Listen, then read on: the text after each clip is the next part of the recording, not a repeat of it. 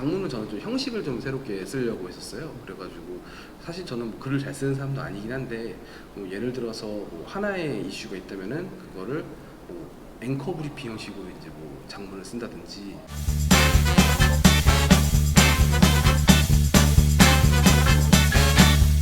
기자가 하는 일은? 저 같은 경우는 지금 현재 이제 사건 사고 취재를 위주로 하고 있고 이제 흔히 말하는 그런 사회부 기자 일을 하고 있는데요. 하루 일과를 말씀드리면은 아침에 일어나서 이제 한 7시 반에서 8시 사이에 좀 최대한 이제 그때 전에 전날에 있었던 사건 사고 같은 걸 다 종합을 하고, 그리고 이제 신문 아침 조간을 이제 확인하고, 그리고 아침에 이제 경찰서에 가서 사건 체크를 하고 이제 보고를 합니다. 네, 그리고 그날 이제 리포트를 하게 되면은 아침에 이제 나가서 촬영 기자와 함께 이제 취재를 나가게 되고요. 취재가 없는 날 같은 경우에는 이제 주변에 이제 주변에 있는 출입처 사람들을 만나거나 아니면은 그 이제 내일 할 아이템 같은 거를 이제 좀 찾게 되죠.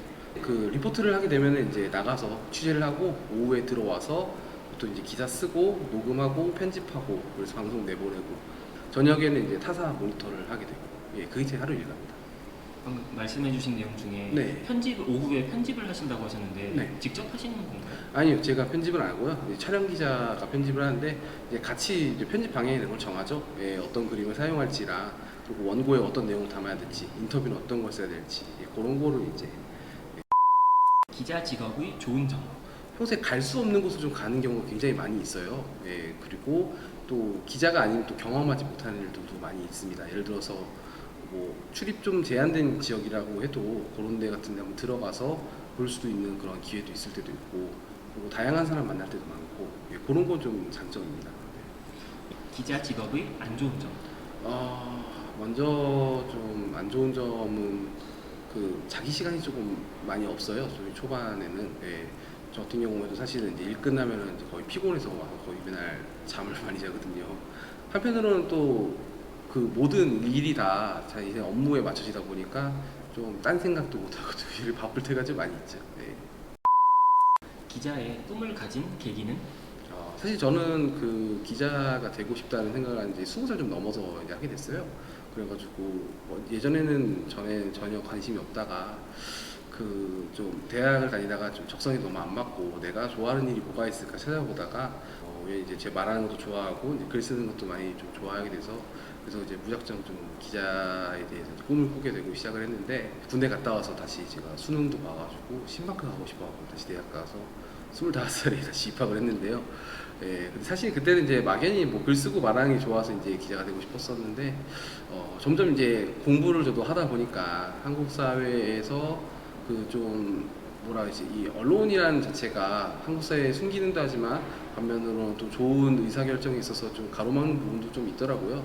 그리고 또 특히 힘들게 사시는 분들 같은 경우는 뉴스 볼 시간도 없는데 그런 분들에게 좀 더 내가 쉽고 다가갈 수 있는 뉴스를 만들 수 있으면 우리 사회가 좀 더 발전되는 데 좀 도움이 되지 않을까 해서, 그래서 좀 기자에 대해 하고 싶었고, 그리고 거기에 대해서 아직까지는 제가 뭐 역할을 많이 못하고 있지만 그거에 대해서 더 노력을 해보려고 지금 현재 기자로서 일을 하고 있습니다. 언론고시는 구체적으로 어떻게 준비했나요? 하나가 이제 그 상식, 그리고 지식, 그 다음에 이제 관점이 있어요. 단계가 있는데 이 관점은 다른 말로 통찰력이라고 할 수 있는데요. 그러니까 누구나 이제 알 수 있는 게 어쨌든 상식이에요. 시사상식 용어를 하나 설명하는 정도 수준이고, 거기서 지식이라는 거는 그 시사상식 용어와 관련된 최근에 뉴스 이슈 팔로잉 정도를 할 수 있는 그 정도 단계라면은, 이제 관점은 자기가 이제 세상을 보는 그런 시각과 그리고 그것을 어떻게 이제 독자들을 향해서 설득할 수 있느냐, 요게 조금 차이라고 볼 수 있거든요. 그래서 저는 이 관점을 키우는 거를 좀 열심히 연습을 많이 했습니다. 관점을 키우는 것에 꿀팁 하나만 얘기해 주세요. 꿀팁이요? 뭐 꿀팁이라기보다는 제가 예를 들어서 하나 설명을 해드릴게요.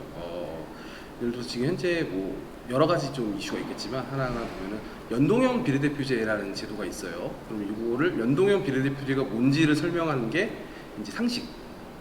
여기서 이제 지식으로 좀 넘어온다면은 연동형 비례대표제를 두고서 뭐 국회에서 이제 패스트트랙을 뭐 놓고서 뭐 여러 가지 이슈가 있는 그 정도의 뉴스를 전달하는 게 이제 지식이라면은, 관점은 연동형 비례대표를 보면서 새롭게 남의 시각을 보는 거죠. 저 같은 경우에는 연동형 비례대표제를 뭐 정치 4차 산업혁명이다, 이렇게도 볼 수 있는 거죠. 왜냐면은 4차 산업혁명 같은 경우에는 이제 거의 기존의 2차 산업혁명 같은 경우에는 그뭐 소품종 대량 생산의 이제 시대라면은 4차 산업혁명은 이제 다품종 소량 생산의 시대로 간단 말이에요.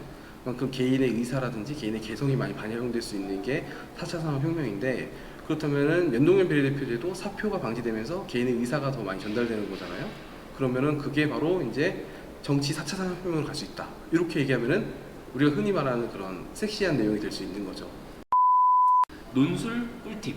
논술 같은 경우에는 사실은 우리가 흔히 말하는 그 기자라는 직업은 어떻게 보면 사실 전달을 하는 것도 목적이지만, 특히 신문 기자 같은 경우는 본인이 그 프레임을 일단 만들어서 결국은 가는 거예요.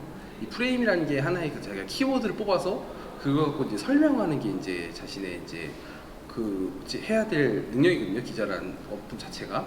그렇다면 논술도 마찬가지입니다. 결국은 그 짧은 시간의 답안지 안에서 내가 해당 이슈를 갖고 어떻게 키워드를 뽑고 그 키워드를 얼마나 설득을 해가느냐, 예, 이게 가장 관건이라고 볼 수 있고요.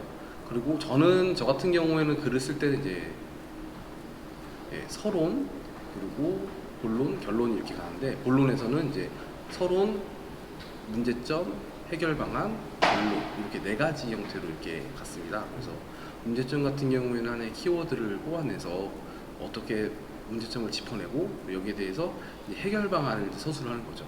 이 해결 방안은 이제 남들이 좀 안 하는 그런 새로운 내용을 좀 쓴다든지, 어디 해외 사례를 가져온다든지, 아니면 기타 여러 가지 누군가가 주장하고 있는 주장을 가지고 설득을 한다든지, 계속 설득해가는 작업이 이제 논술이라고 볼 수 있습니다. 장문 꿀팁. 장문은 저는 좀 형식을 좀 새롭게 쓰려고 했었어요. 그래가지고 사실 저는 뭐 글을 잘 쓰는 사람도 아니긴 한데, 뭐 예를 들어서 뭐 하나의 이슈가 있다면은 그거를 뭐 앵커 브리핑 형식으로 이제 뭐 장문을 쓴다든지 뭐 이런 식으로 해서 조금 그 형식의 독특함을 가져가다 보니까 눈길을 좀 끌 수 있죠. 저는 스토리텔링을 그렇게 잘하는 사람은 아니어가지고 형식의 독특함을 가지고 가면서 이제 좀 설명을 했던 게 저의 좀 장점이었던 것 같습니다. KBS 시험 보실 때 장문은 어떤 스타일이었나요? 아, 당시에 이제 저 봤을 때는 이제 장문 같은 경우에는 좀 이제 어떤 대화가 있었고, 그 대화 내용에 대해서 그 사람을 설득하는 그 편지를 쓰는 형식이었었어요. 예, 그래가지고 그냥 평소에 저는 이제 그 경제적 불평등이라든지 이런 게 좀 관심이 많아서 그것을 이제 저의 관점으로 세우고서 이제 장문을 써서 그 사람을 설득하는 형식의 글을 써서 이제 제출했습니다. 회사에서 왜 손준수 기자님을 뽑았다고 생각하는지. 지금도 이해를 못 하겠는데요. 네, 뽑아주셔서 정말 감사하고요. 지금 돌아보니까 저는 그나마 좀 남들과 좀 차별할 점이 있었던 게 토론 시험을 봤었는데 그 토론 때 조금 잘 봤던 것 같아요. 그래서 그 국민연금에 대해서 이제 토론을 하는 시간이었었는데, 그 이제 찬반으로 나눠서 얘기를 하잖아요. 그리고 나중에 이제 면접관님께서 여기서 논의가 안 된 부분에 대해서 한번 얘기해 볼 사람 손을 한번 들어보서 얘기를 하라고 하더라고요.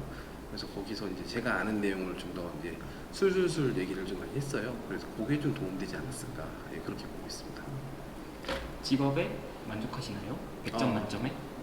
저는 한 90점 정도 주고 싶어요. 이게 좀 10점을 남겨둔 이유는 약간 좀 몸이 힘들다는 점, 예, 그런 거 좀 말씀드리고 싶습니다. 연봉은? 좀 그냥 뭐 먹고 사는 데 지장 없을 정도로 하고 있습니다.